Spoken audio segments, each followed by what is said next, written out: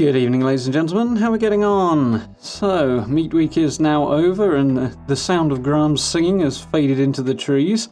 And yeah, it's been quite a good time. I know quite a few people have said it wasn't as good as Fastnacht, and I think part of that's down to the fact there's not much combat involved, and a little bit of nostalgia as well, but the rewards are they weren't great. Unfortunately, I didn't manage to pick up all of the good ones, which is a little sad, but we had a good time, had a lot of fun, and now the time comes to look forward to what's coming next. So, on that note, Bethesda have a new blog post for us, so let's take a look, shall we? So, welcome back to Inside the Vault. This week we're sharing a look at a few of the improvements and updates coming with patch 12 later this month, including more details about display cases, awesome, and as is tradition, we'll be posting the full patch notes on patch day. In the meantime, we hope you enjoy some of the highlights from the update. So, first things first, display cases.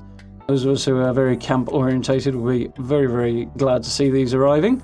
It's something Bethesda have been working on for quite a while this. I gather they've had a few issues with that, so it'll be interesting here to see how they've gone about working around whatever those issues may have been. So, add even more personal touches to your camp and flaunt the gear you've collected during your travels in the wasteland with display cases. In patch 12, we're adding a number of different cases, stands, racks that you can use to exhibit your items like your favourite guns, melee weapons, magazines, bobbleheads, junk, and more. There's a mouthful. So we've got a first look at some of the cases here. They look to be much the same as they were back in Fallout 4, which is fine. Maybe a few little graphical upgrades you can spot here and there. But yeah, it makes sense. As to how it's working, I think the major issue is linking it to stashes and stuff, which seems to be the way they've gone here, which is a mixed blessing, but let's have a look at what they've got to say on the subject. Adding items to a display works much the same way as assigning items to vending machines or a fermenter. Once you've built a display in your camp, you can assign items directly to it from your stash and they'll appear for your visitors to admire. Items you place in your displays will remain in your stash, but a new trophy icon will appear next to their names, so it's easy to identify what you're showing off at a glance. Basically, it's things staying in your stash, much like they do with the player vending, but you'll be able to see them inside the display case, which is probably the most practical way of doing it. I can see why they've done that. It maintains that limit on having too much stuff to render that will drag the servers down, at the same time allowing you to display things. Does mean it's going to clutter space up in your camp, in your stash rather, so that's a bit unfortunate. Maybe I have to focus on displaying maybe more lighter things rather than heavier things. Heavy weapons are probably a bit awkward. We can actually see a harpoon gun up there, but I think just focusing on the lighter, cooler items will be probably the way to go. With things like, you can see a cultist blade and Grognak's axe in the background there, some quite enjoyable things to display. But you can also avoid putting too many modifications on things like that and still have the same effect. So that's probably something worth bearing in mind. So some of the cooler modifications, they add a lot of weight to items. So maybe where appropriate, don't go for the coolest modification, go for something that looks cool and weighs less. Might be a good way to go, just to free up as much space as possible in the stash there. Little look at how the trophy icon's going to work here, which is fair enough, pretty much what we'd expect. It's basically the same as player vending. To build a display case, head to the camp build menu and find the new displays tab we've added between stash boxes and floor decor. Obviously you won't be seeing till the 20th, which I think is when patch 12 is currently scheduled for. From there you can choose which racks, stands and cases you'd like to build. Not shown here, but I've still got my fingers crossed for power armor stands, stuff like that. It'd be really nice to be able to display that as well. You can place up to 30 individual displays in your camp at any given time, and each display type has a maximum number of items that can be assigned to it. It's kind of what you'd expect, otherwise you'd wind up being rather over-crammed. Keeps it looking actually like a decent display. For example, you can only place one heavy weapon in a heavy weapon stand, up to 20 magazines in a magazine rack, so finally got a reason to hang on to some of those instead of just selling them, up to 4 junk items in a standard display case. Okay, and whether or not those, let's have a quick look back here. These standard ones are the ones either end that we're seeing here. Junk items might be a little bit vague. Like we've got plushies and teddy bears and stuff here. We've also got masks and helmets and stuff in there as well. So I think junk items is something we can use a little more loosely there as to what we're going to be able to put in those based on this anyway. Okay, cool. So they've been working on that for quite a while, so I know there's a lot of us been looking forward to that. Fingers crossed on the power armor thing, but nothing's shown or mentioned here, so we'll see when the patch actually goes live, but I'm not massively optimistic. Hopefully that's not just something they're saving for later, but we'll see. Maybe they're still working on it, who knows. It's definitely one thing I noticed that is missing that I would like to see. However, they're updating some areas of the map again, giving them a little overhaul, which is very cool, much like they did with Morgantown Airport a while back. And this time they're telling us they're doing it. So in patch 12, we're revisiting the Charleston Capitol Courthouse to make significant upgrades to the building's interior. Primarily, we've reworked the courthouse's layout and design so that it better reflects the story you uncover as you play through Key to the Past questline. If I remember rightly, it's sort of 2/3 of the way through the Brotherhood of Steel questline, I think. I think you need to become a member of the military to progress. I think that's probably the one they're referring to. We've also added a few new notes so you have a little more lore to learn about the place while you're there, which is always welcome. It's cool. Additionally, we've split the main Capitol building and its courthouse wing into 2 different interior cells to better support the Key to the Past questline. So basically, I presume Key to the Past will be almost entirely inside the courthouse, and the main Capitol building will be a separate location. These locations were previously part of the same interior cell, and this change has allowed us to adjust the difficulty of enemy spawns in both locations. Courthouse level range now matches Top of the World, which has been changed recently, so bear that in mind. It's been brought down, so whether or not that means the courthouse will actually go up a little bit, because it's never been a particularly high level area anyway. It might actually represent a slight increase in danger inside the courthouse, even though Top of the World itself has come down a little bit in terms of its threat level. And the Capitol building now matches the Maya region, which will almost certainly be a boost to the damage, the difficulty rather. So we're going to likely see much more challenging enemies inside Charleston Capitol building. Particularly in contrast, it's worth noting to the area outside of it, because most of the enemies in Charleston proper around about the under level 20-25 mark, as far as I can recall anyway. So it's likely to be a significant step up once you actually get inside those buildings, so it's probably worth bearing in mind. But a new layout will be fun to explore. I'm curious as to how it's going to affect the fact that I use the place quite a lot to find screws, or as part of my run to find screws. So maybe there'll be more, maybe there'll be less. It'll probably take a little bit longer because there's an extra loading screen to work through now between the 2 halves of the building. But yeah, be interesting to see how that goes. Look forward to exploring the place.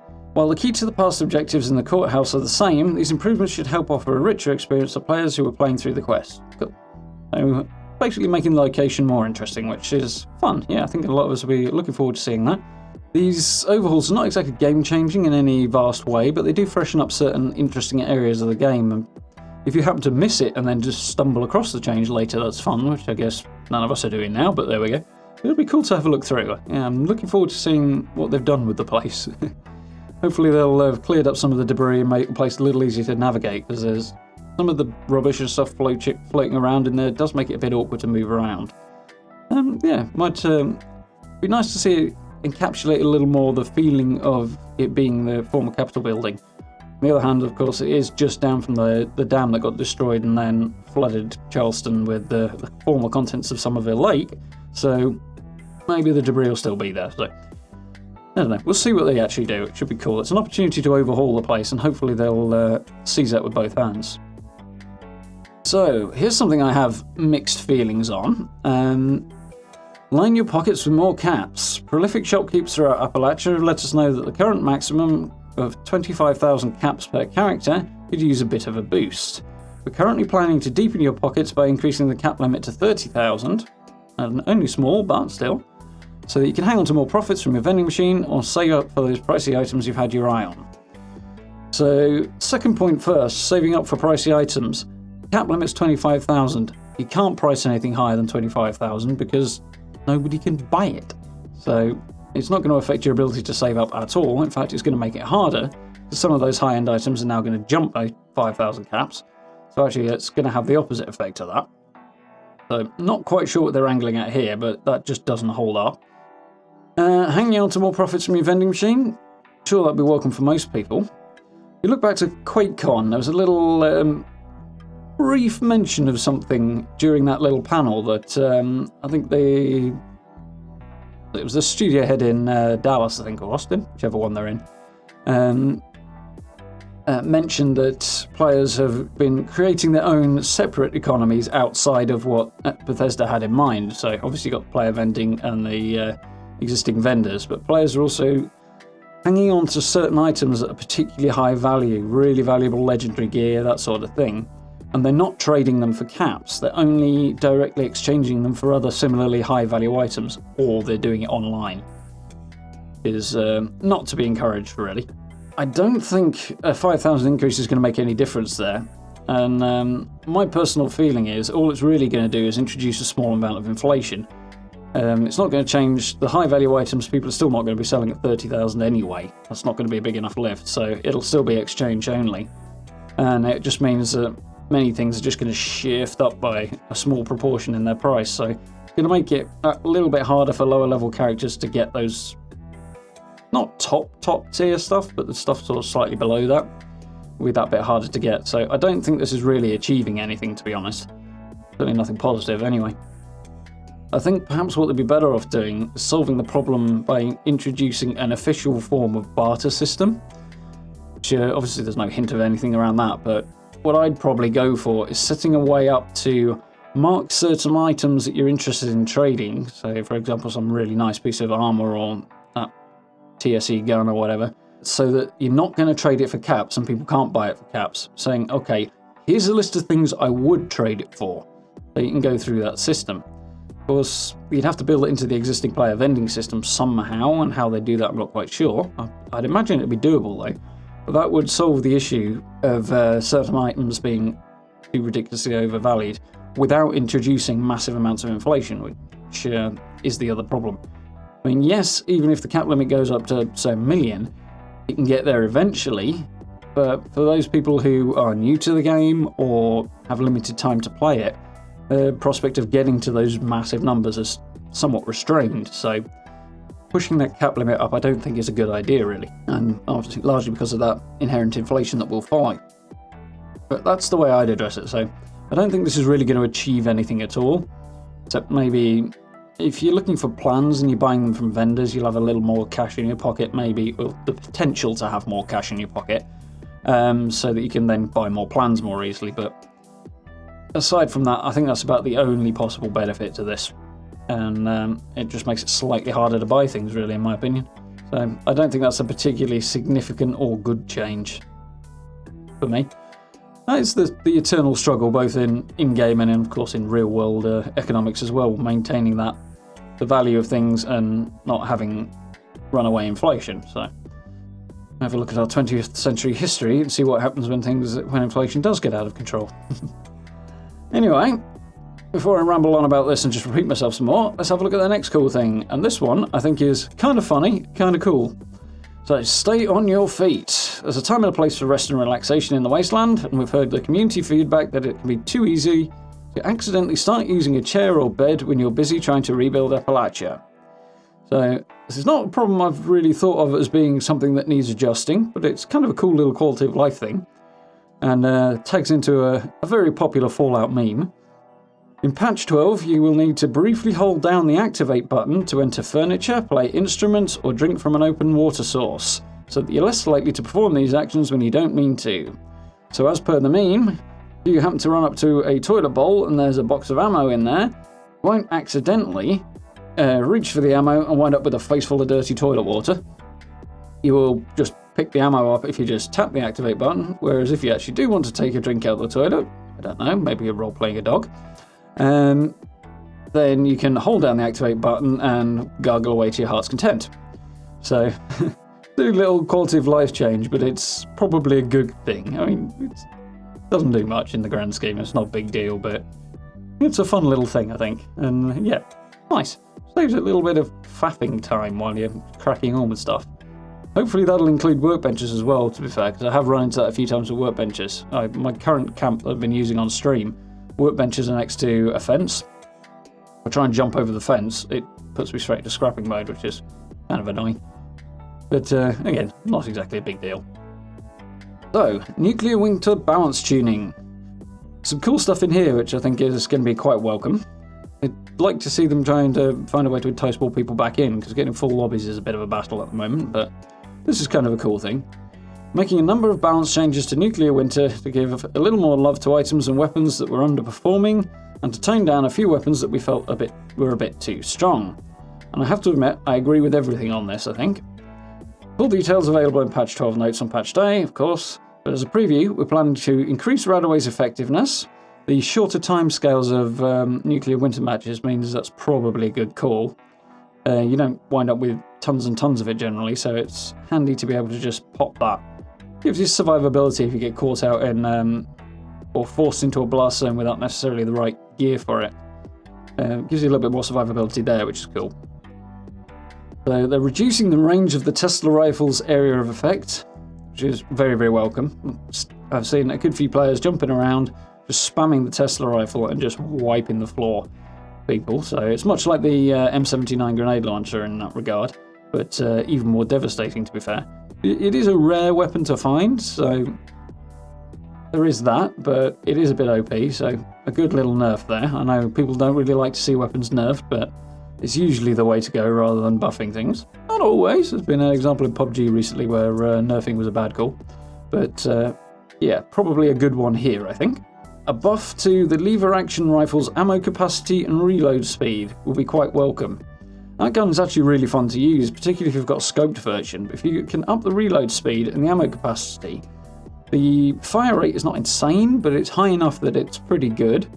And for long range, just picking people off, it's a really good gun, but this little buff will make it a lot more effective.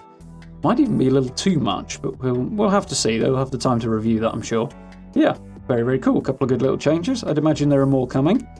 Just as a little side note, there is a new map coming to Nuclear Winter. It's going to be centered on Morgantown. That will be patch 13, I would imagine. It's currently slated for September, so probably the latter half of it will be a major patch update, that one. So yeah, that's about a month off, along with a couple of other bits and pieces. So something to look forward to, but that's not coming this month. So new quick hits in Nuclear Winter, giving it a little bit of a Fortnite vibe here. Mixed feelings, but I can see why. There is a lot of verticality to the map, so probably not a bad call in this case. Sometimes you need to get an edge over the competition.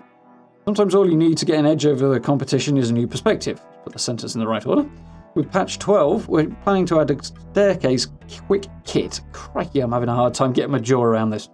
With patch 12, we're planning to add a staircase quick kit to Nuclear Winter so that you can have a new trick up your sleeve to outwit other candidates when the pressure's on. I don't know why that's so difficult. Throw down a staircase kit to more quickly make your way up steep terrain and gain the high ground on an opponent. This will also be really useful if the zone's at your back and you've got a cliff face to get up and you've got a couple of staircase kits, chuck those down and you get up some of that rough terrain, particularly as you're approaching the New River Gorge Resort, that sort of area. Sometimes there's a few areas you can get caught at the bottom of a cliff and it's a bit of a nightmare to get up. Most places you can get up, but when you've got the nuclear storm on your back, the time pressure doesn't help much there. So, a little bit Fortnite, but it'll undoubtedly have quite the Fallout vibe and the Fallout skin on it, so that'll be fun.